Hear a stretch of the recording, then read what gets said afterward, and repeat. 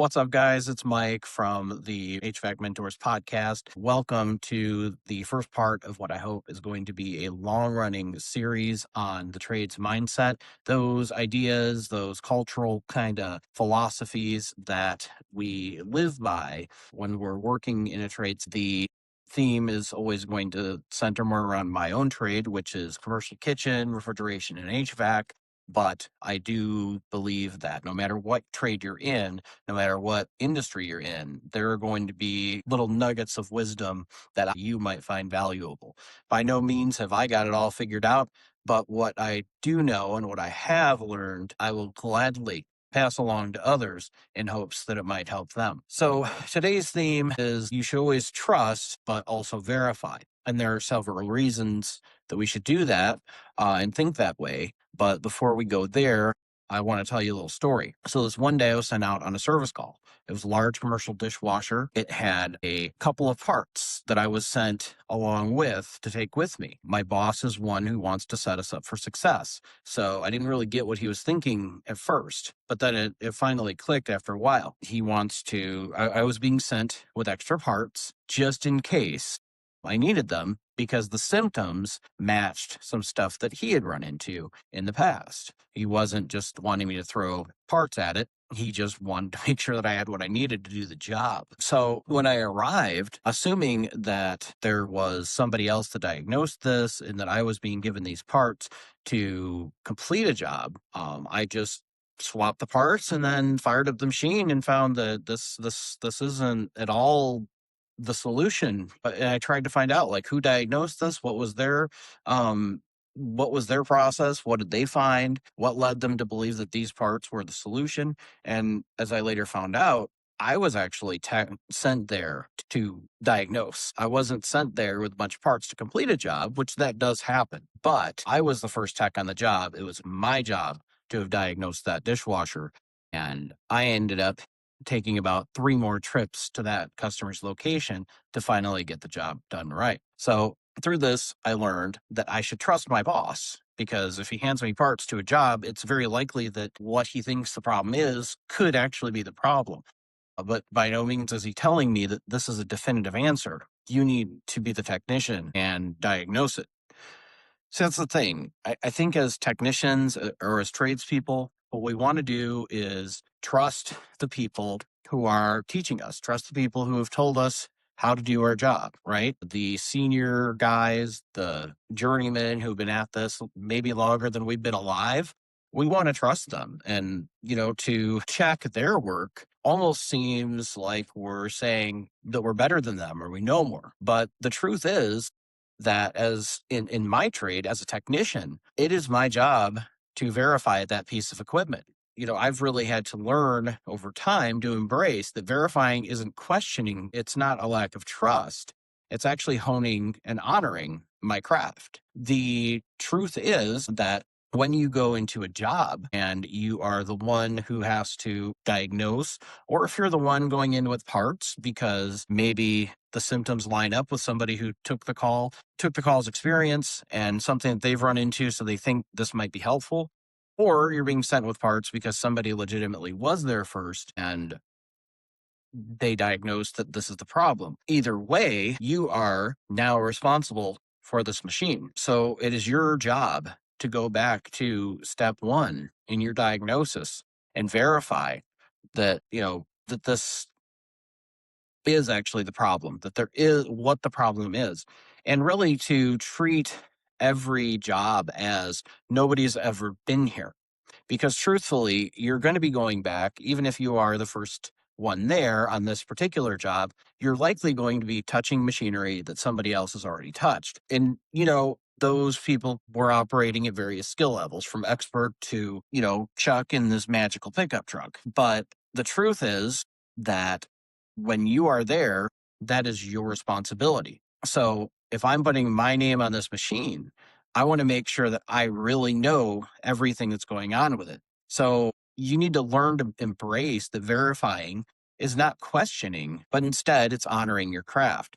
The other thing to keep in mind is in this modern day and age, we have access to all the manuals, all the diagnostics. Most manufacturers have a product support line that you can call. You have ample access to how this machine works, what it's doing, what these symptoms mean. And I've even had manufacturers help me to diagnose over the phone when I was puzzled about something.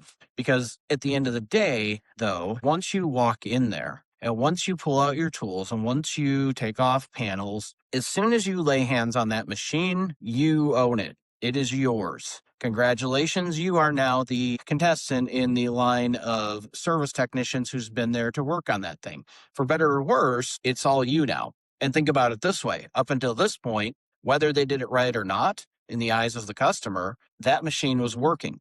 Now you're the one who gets to come and fix it. So really, when we take a service call, what we're doing is we're accepting responsibility for it. Whether we're the second guy, third guy, first guy, on this particular call, you are saying that I'm willing to take responsibility for the condition of that machine when I leave. Now, it's reasonable to think that sometimes the condition isn't going to be great. Some machines are not repairable. Some machines are going to require extra visits or more extensive service. So that's not to say that you're going to fix 100% of the machines on 100% of the visits. What that does mean is that you are going to make sure that that machine is being well taken care of from the moment you get there, and that you are willing to accept responsibility for that machine's condition when you leave. So where do you even begin? Because truth be told, even the most seasoned techs sometimes stand in front of a broke down machine and ask, what on earth is going on? What on earth am I even supposed to do here?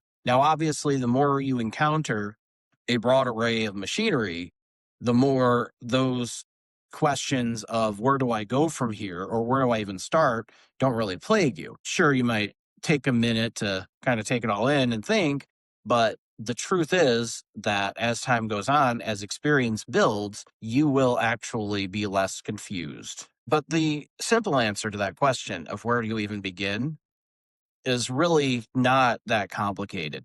It's the basics. It's basic electricity, refrigeration basics, thermodynamics basics. How does this machine get power?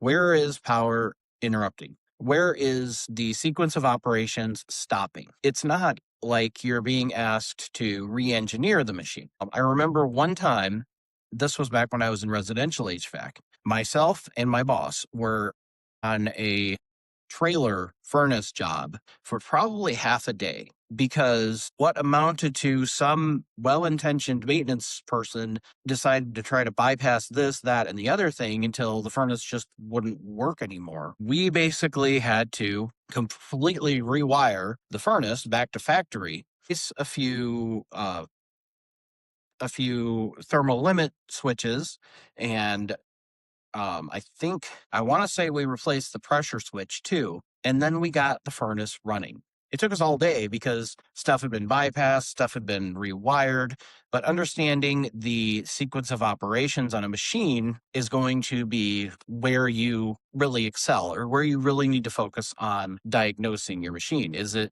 breaking down at step 6? Well, then there's your problem. Is the sequence of operation going up until step 3?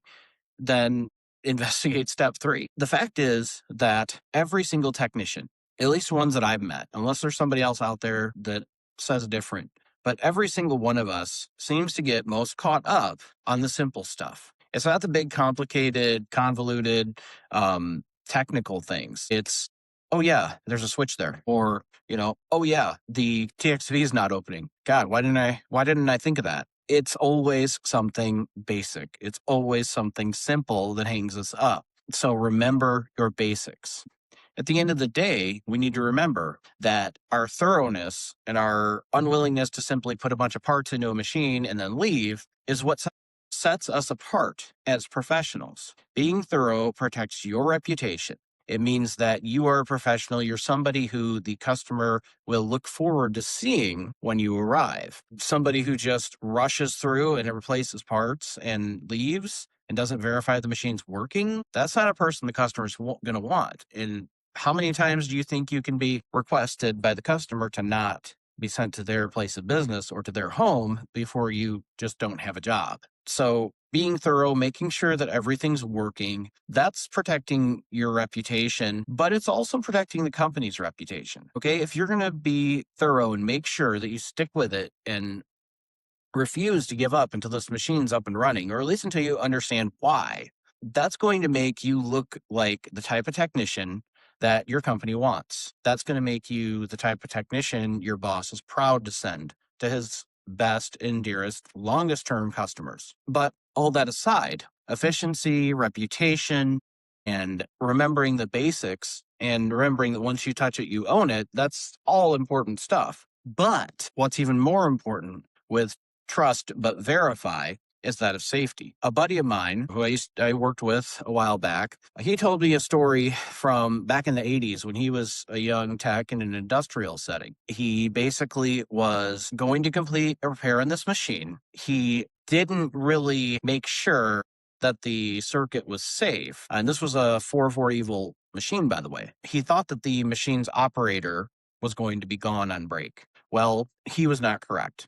He told me that the last thing he remembered was he was rewiring, and then in the next instant, he was waking up in the hospital. What had happened was the machine operator stepped away for a second. My friend went to work. The machine operator saw that the machine wasn't working, didn't know why. The work was being completed out of sight of where my friend was, and the machine operator went back, turned on the breaker. Why is this breaker off? That's weird. As soon as that breaker was energized, boom, hospital visit. Had my friend verified that the circuit was locked out and tagged out, that wouldn't have happened. He would have not gone to the hospital. The thing of it is, and especially with certain technicians, sometimes you get the mindset that, oh, it's just quick. I don't need it. It's kind of ridiculous. Nobody else does lockout, tag out.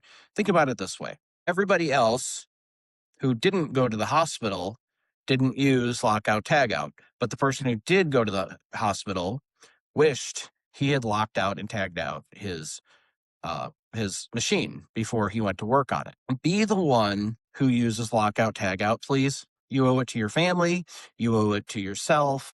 You owe it to your colleagues to not be one of the guys who gets sent to the hospital or worse because you didn't follow lockout, tag out. And I'm sorry if this brings things into sort of a dark and sad tone, but the truth is that we need to make sure that we're being very careful with our lives and our health. Again, we take our jobs very seriously, and we need to take our safety even more seriously. You need to make sure that even after you lock out your circuit, that you're verifying with your meter that the part of the system that you're working in is de-energized. Check your wiring. Check everything. Don't ever take for granted that a circuit is safe until you verify. Trust your work, trust your judgment, but please verify that everything is as you think it is before you proceed. Because at the end of the day, the philosophy of trust but verify does ensure professionalism and safety. We work every day to serve our customers and take really good care of them. We also want to be great representatives of our company. But above all else, we want to go home safe every day. So next time you're on a call, trust, but always verify.